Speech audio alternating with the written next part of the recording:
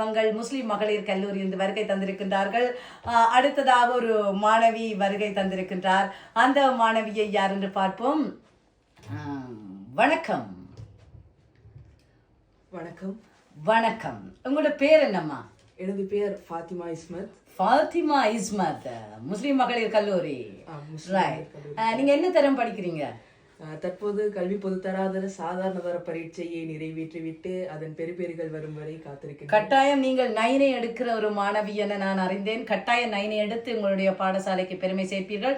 அதே போல் உயர்தரத்துக்கு செல்கின்ற பொழுதும் கட்டாயம் நீங்கள் 3A பெற்று பாடசாலைக்கு பெருமையை சேர்த்து சிறந்தொரு நீங்கள் அந்த பேசுகின்ற பொழுது உங்களுடைய தொனி இருக்கல்லவா, அடுத்த முறை அல்பா யுனைய வானொலியில் நான் எங்களுடைய அந்த பணிப்பாளருடன் கதைத்து உங்களை ஒரு அறிவிப்பாளராக இங்கே இணைத்து விட்டுத்தான் நான் கட்டாயம் அப்படி இணைக்கின்ற பொழுதுதான். ஏனென்று சொன்னால் இந்த அல்பா யுனைய வானொலி பல்வேறுபட்ட ஆளுமைகளை வெளிப்படுத்துகின்ற ஒரு களம், பல்வேறுபட்ட ஆளுமைகளை இனங்காணுகின்ற ஒரு களமாக காணப்படுகின்றது. உங்களுடைய அந்த வயசை அந்த குரலை பார்க்கின்ற பொழுது நீங்கள் ஒரு சிறந்த அறிவிப்பாளராக வர வேண்டும். அறிவிப்பாளராக வர விருப்பம் தான் இஸ்மத்?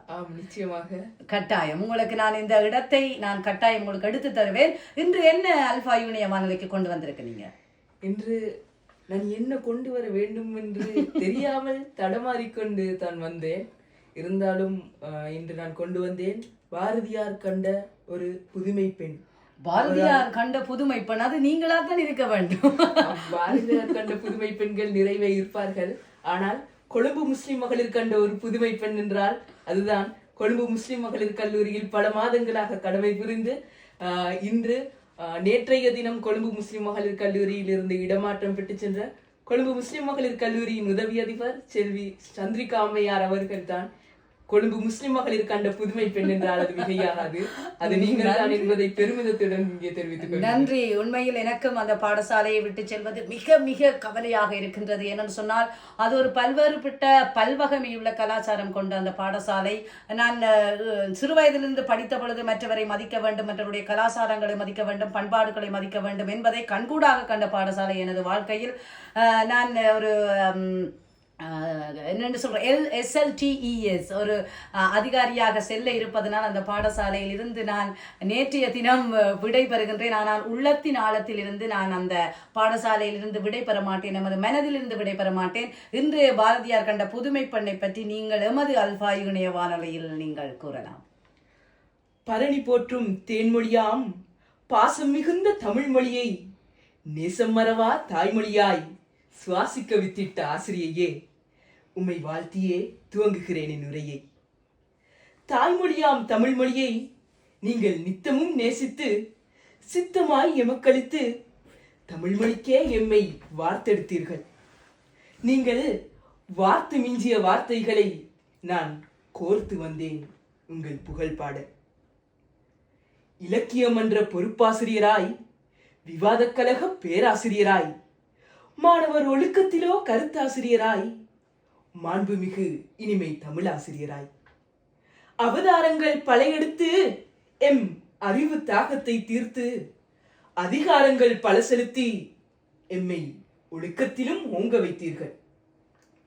அவதாரங்கள் பலையெடுத்து எம் அறிவு தாகத்தை தீர்த்து அதிகாரங்கள் பல செலுத்தி எம்மை ஒழுக்கத்திலும் ஓங்க வைத்தீர்கள்.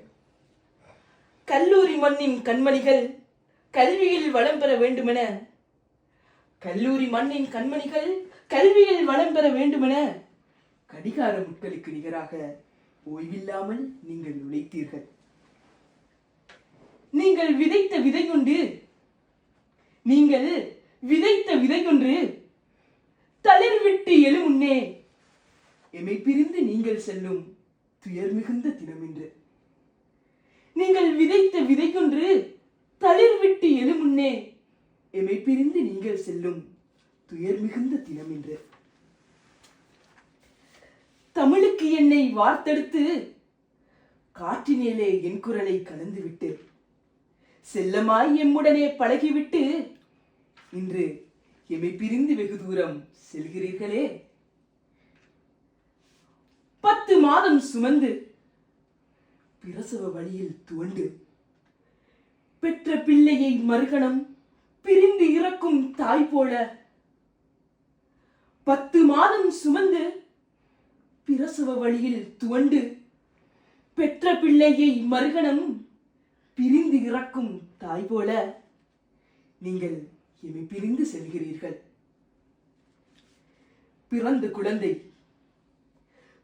குழந்தை தாய்ப்பாலுக்கு அழுவதைப் போல் நான் இன்று தமிழ் பாலுக்காய் அழுகிறேன். என் தமிழ் அழகியே, நீங்கள் சர்வ துறையிலும் மின்னும் ஒரு தாரகை, சகல தகைமையும் வசங்கொண்ட மேதகை, கர்வம் காழ்ப்புணர்ச்சி உண்ணாத நேசகர், கல்வியே கருந்தெனுமென உழைத்த தேசிகர். சகப்பு பரிவு பாசமாக தொடர்ந்த உம் பணி, சளைக்காத தியாகத்தை மறப்போமா நாமினி. சகப்பு பரிவு பாசமாக தொடர்ந்த உம் பணி, சளைக்காத தியாகத்தை மறப்போமா நாமினி. பகிர்ந்திட்ட சேவைகள் ஆளுமையின் துளிகள், பகிர்ந்திட்ட சேவைகள் ஆளுமையின் துளிகள், மாணவர்கள் உச்சந்தொட காட்டி நின்ற வழிகள். பகிர்ந்திட்ட சேவைகள் ஆளுமையின் துளிகள், மாணவர்கள் உச்சந்தொட காட்டி நின்ற வழிகள். இலவங்காய்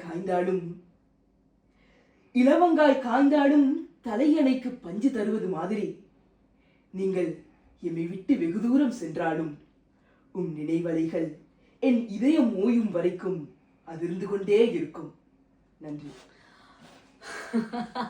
இஸ்மத், நீங்கள் தான் புதுமை பாரதியார் கண்ட புதுமை பெண்ணாக இப்பொழுது காணப்படுகிறீர்கள். உங்களுடைய கவிதை வரிகள் எனது உள்ளத்தை வருடி விட்டன இஸ்மத். உண்மையில் நன்றி. ஏனென்று சொன்னால் எங்களுக்கு பெருமையும் கூட அந்த கல்வி கற்ற மாணவ செல்வங்களிடமிருந்து உள்ளத்தின் ஆழத்தில் இருந்து. ஏனென்று சொன்னால் உங்களினுடைய அந்த வார்த்தைகள் தான் உண்மையில் ஒரு வஞ்சகமற்ற வார்த்தைகளாக காணப்படுகிறது. ஏனென்று சொன்னால் நீங்கள் உண்மையில் குழந்தைகள் சிறுவர்களிடமிருந்து வருகின்ற பொழுது அந்த பொக்கிஷமான வார்த்தைகள் எமது நடத்தையில் மாற்றத்தை உண்மையில் ஏற்படுத்தும். இஸ்மத், உங்களினுடைய அந்த கவிதையினுடைய அந்த வரிகள், அந்த திறன், கவிதை நீங்கள் சொல்லுகின்ற முறை எல்லாம் பிரமாதமாக காணப்படுகிறது. நீங்கள் ஒரு சிறந்த தமிழ் மொழியில் சிறந்த ஒரு பேச்சாளராக அல்லது கவிதை வடிப்பவராக மாற வேண்டும். அதற்கு நான் கட்டாயம் வழி செய்வேன்.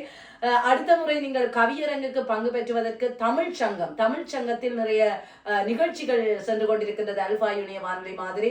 அடுத்த அந்த தமிழ்ச்சங்க நிகழ்ச்சிகளுக்கு அங்கும் நான் சென்று கொண்டிருக்கின்றேன், பல நாடகங்களுக்கு, கூத்து வடிவத்துக்கு. எனவே அடுத்த கவியரங்குக்கு இஸ்மத் உங்களை தமிழ்ச்சங்கத்துக்கு நான் கட்டாயம் இணைத்துக் கொள்வேன். நீங்கள் என்னுடன் தொடர்புடன் இணைந்து கொள்ளுங்கள். நன்றி இஸ்மத். உண்மையில் நான் உடலால் பிரிந்தாலும், அதாவது எங்களினுடைய அந்த இதான் கல்வி போக்கு என்பது, நீங்களும் நன்றாக கற்று மேலே செல்கின்ற பொழுது அது உங்களுக்கு புலப்படும். இப்பொழுது சிறுமியாக இருக்கின்றீர்கள், ஆனால் நீங்கள் ஒரு காபோதன சாதாரண பரீட்சை சித்தி பெற்று நைனை கட்டாயம் எடுப்பீர்கள். அல்லாஹ் அதுக்கு துணை புரிவார். நான் உங்களுக்கு என்னுடைய பிரார்த்தனையில் நான் உங்களுக்காக வேண்டிக் கொள்கின்றேன். உயர்தர பரீட்சையில் கட்டாயம் நீங்கள் 3 எடுப்பீர்கள். அந்த பாடசாலைக்கு பெருமையை சேர்த்துக் கொள்வீர்கள். அதைவிட அதை தாண்டி பல்கலைக்கழகத்துக்கு செல்கின்ற பொழுது சிறந்ததா பல்கலைக்கழகம், பல்வேறுபட்ட கலைகள் பொருந்திய கழகம் தான் அது. அந்த கழகத்துக்குள் நீங்கள் சென்று பல்வேறு கலைகளுடன் நீங்கள் வெளியில் ஆளுமை உள்ள சிறந்த ஒரு மாணவியாக, சிறந்த ஒரு தலைமைத்துவம் உள்ளவராக வர வேண்டும். உங்களுடைய எதிர்கால லட்சியம் என்ன இஸ்மான்? எதிர்கால லட்சியம் ஒரு வைத்தியராக வர வேண்டும். Very good. நான் நினைத்தேன் ஒரு சட்டத்தரணியாக வருவீர்கள் என்று நினைத்தேன். பரவாயில்லை, வைத்தியராக. பெற்றோருடைய விருப்பமா உங்களினுடைய விருப்பமா? இருவரும் விருப்பம். ரைட். ஆனால் வைத்தியராக வந்தாலும் இதனுடைய கலைகளை நீங்கள் கைவிடக்கூடாது. அந்த அந்த பேச்சாற்றல், அந்த கவிதை ஆற்றலுடன் இருக்க வேண்டும். அவ்வாறான வைத்தியர்கள் இருப்பது குறைவு. வைத்தியர்கள் வைத்தியம் பார்ப்பதற்காக மட்டும் கல பேர் இருப்பார்கள். ஆனால் கலைகள் சார்ந்து அது அவர்களுடைய துறை, அவர்களுடைய சிறப்பு தேர்ச்சி, நிபுணத்துவம் பெற்றவர்கள். அவர்கள் உண்மையில் தங்கள் துறையில் நிபுணத்துவம் பெற்றவர்கள். ஆனால் ஒரு முழுமையான மனிதன் என்று சொன்னால் பல்வேறு ஆளுமையுள்ள, ஆற்றலுள்ள, கலைகள் எல்லாம் பொருந்திய எந்த இடத்திலும் நீங்க ஒரு பேச்சு சொல்லுங்கன்னு சொன்னால் மேடையில் எழும்பி பயம் இல்லாமல், கூச்சம் இல்லாமல் செய்ய வேண்டும். அதற்காகத்தான் ஆரம்ப பிரிவு வகுப்புகளில் பல்வேறுபட்ட இடங்களில் அந்த ஒரு மேடையை உருவாக்கி வைத்திருக்கிறார்கள் ஆசிரியர்கள். ஆசான்கள் என்பது மிகவும் அர்ப்பணிப்புள்ள ஒரு சிறந்தவர்கள். அவர்கள்தான் அனைத்து தொழிலையும் செய்யக்கூடிய ஒரு தொழில், ஒரு வகிக்கக்கூடிய பதவி நிலை ஆசான்களாக காணப்படுகிறார்கள். பாடசாலை ஒரு வைத்தியராக, ஒரு சட்டத்தரணியாக, ஒரு கவுன்சிலராக, ஆலோசனையாளராக, வேற பல்வேறுபட்ட வகிப்பங்கை வகிக்கிறார்கள் ஆசான்கள். இந்த இடத்தில் ஆசான்களுக்கு நாங்கள் நன்றியை தெரிவிக்க வேண்டும், அவர்களை போற்ற வேண்டும். பல்வேறு விதத்தில் ஒரு சிறிய தப்பு செய்தால் அல்லது அந்த தப்பினை நாங்கள் தீர விசாரிக்காமல் ஆராயாமல் அவர்களை தூற்றுவது கெடுப்பது இது மனிதனுடைய பண்பாக இருக்கின்றது. ஆனால் திரும்பி அதை சரிப்படுத்துகின்ற பொழுது மன்னிப்பு கேட்கக்கூடியவர்களாக நாங்கள் மாற வேண்டும். என்று சொன்னால் பாடசாலையில் இருப்பவர்களுக்கு மட்டும்தான், அந்தந்த தளத்தில் இருப்பவர்களுக்கு மட்டும்தான் அந்த தளத்தை பற்றிய நிலை நன்றாக தெரியும். வெளியில் இருப்பவர்கள் விமர்சித்துக் கொண்டிருப்பார்கள். அந்த விமர்சனத்துக்கெல்லாம் இஸ்மத் எதிர்காலத்தில் நிறைய சவால்கள், என்று சொன்னால் கெட்டிக்கார பிள்ளைகள் பல சவால்களை எதிர்கொள்வார்கள். சவால்கள் கட்டாயம் வரும். இஸ்மத் அதை தாண்டி எறிந்து ஒரு துச்சமென மதித்து நீங்கள் அதை தாண்டி செல்ல வேண்டும் என்று சொன்னால், எனது வாழ்க்கையில் வந்ததைத்தான் நான் சொல்கின்றேன். எவரவர் கட்டித்தனமாக இருந்து முன்னேறுகின்ற பொழுது பல்வேறுபட்ட சவால்கள் பல்வேறுபட்ட கோணங்களில் பல்வேறுபட்ட அரக்க வடிவத்தில் வரும் இஸ்மத்.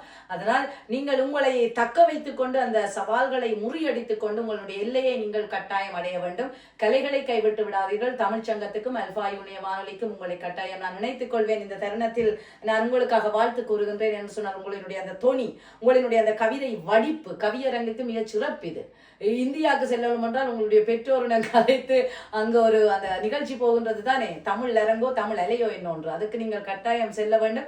முதல் பொழுது நன்றாக படித்து விட்டு ஏஎல் எடுத்துட்டு நாங்கள் அந்த இடத்துக்கும் நகர்ந்து கொள்ளலாம். அவ்வாறான பல மாணவர்களை இந்த அல்பா இணைய வானொலி இனங்கண்டு தந்திருக்கின்றது. எனவே அவ்வாறாக நாங்கள் தொடர்ச்சியாக இணைந்திருந்து கொண்டு இந்த தருணத்தில் எங்களோடு இணைந்ததற்கு இஸ்மத் முஸ்லிம் மகளிர் கல்லூரியைச் சேர்ந்த இஸ்மத் அவர்களுக்கு நன்றியை தெரிவித்துக் கொள்கின்றோம். நன்றி இஸ்மத். இப்பொழுது சரியாக நேரம் 10:45 இது உங்களுக்காக ஒலிக்கின்ற பாடல்.